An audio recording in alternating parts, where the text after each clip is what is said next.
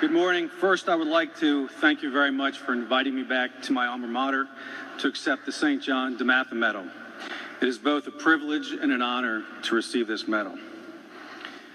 I want to talk about three things today that have been extremely valuable to me in my life: giving back to others, being a good listener, and humbleness. First, giving back to others. I'd like to tell you a brief story about three mentors that I've had in my life and the message that each one of those mentors has given to me.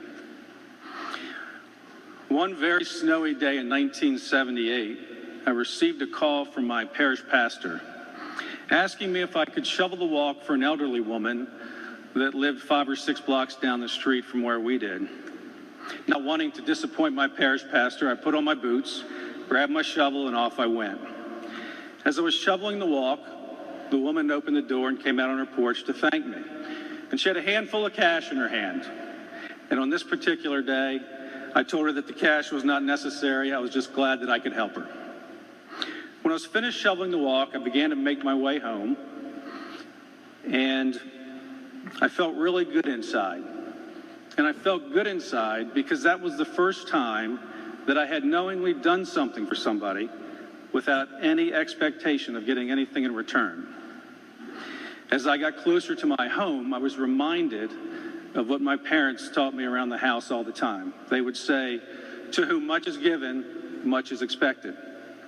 Now, I was only 12 years old at the time. I wasn't really sure what was given to me or what was expected. That's my first mentor, my parents. Their message, "To whom much is given, much is expected." A few years later, in 1980, I arrived at DeMatha. I met Morgan Wooten. Morgan took me under his wing. I became the basketball manager for the basketball team. Now, most of you who have taken the DeMatha Way class know a lot about Morgan, probably. You probably learned that he has broken records. He's set records. He's won a lot of championships, and he's a member of the Naismith Basketball Hall of Fame.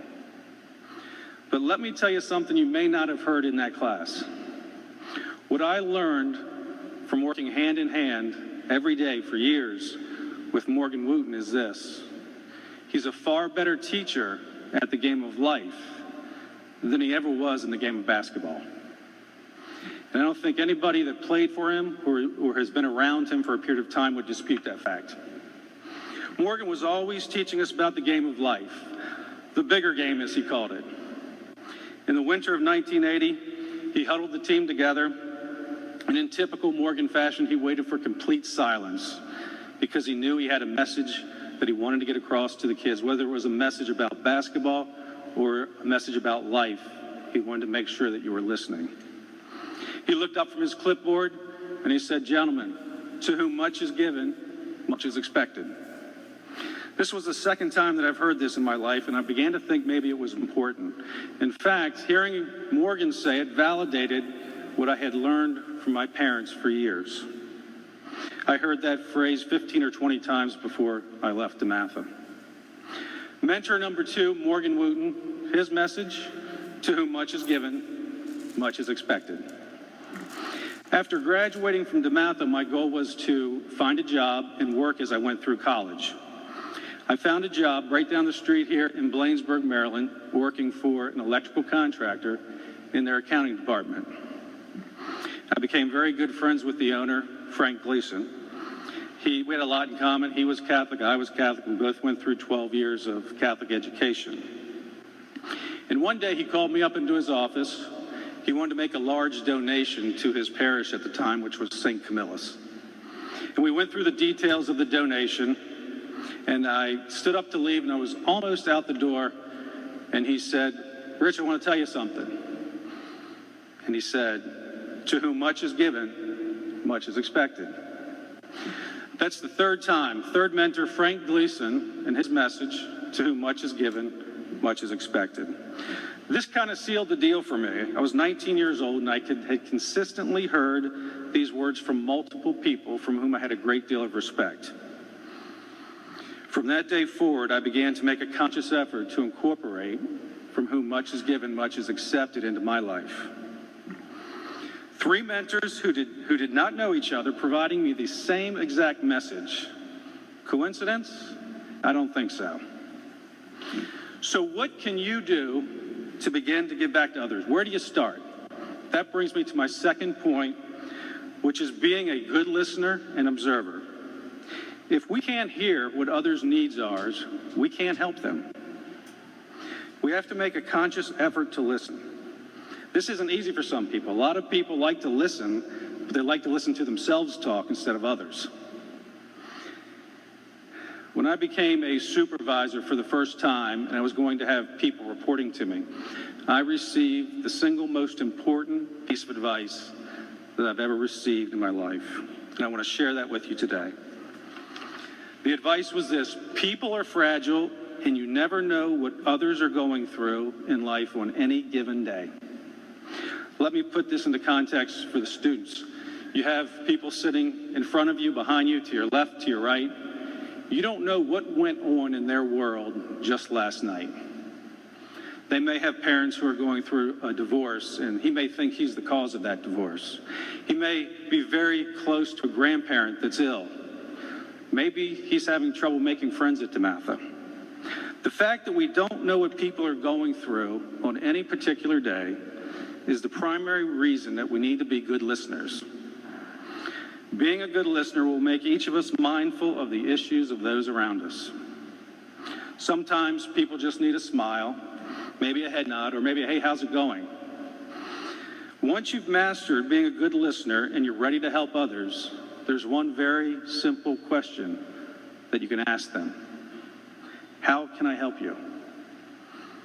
You may not be able to help that person on that particular day, but them knowing that you're available to them could bring them a lot of relief on that day.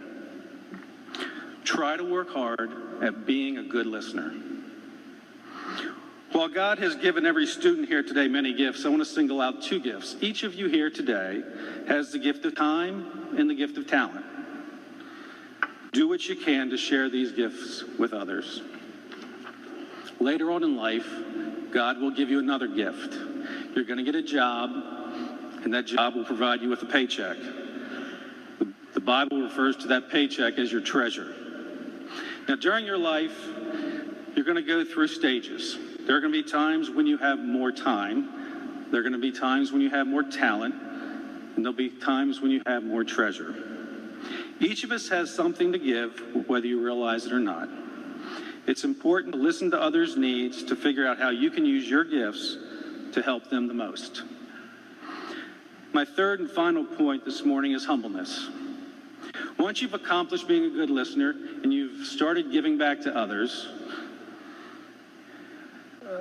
you don't need to brag about it. You don't need to take to Twitter and Instagram and Facebook and Snapchat. God notices what you're doing, and he's the only one that needs to know.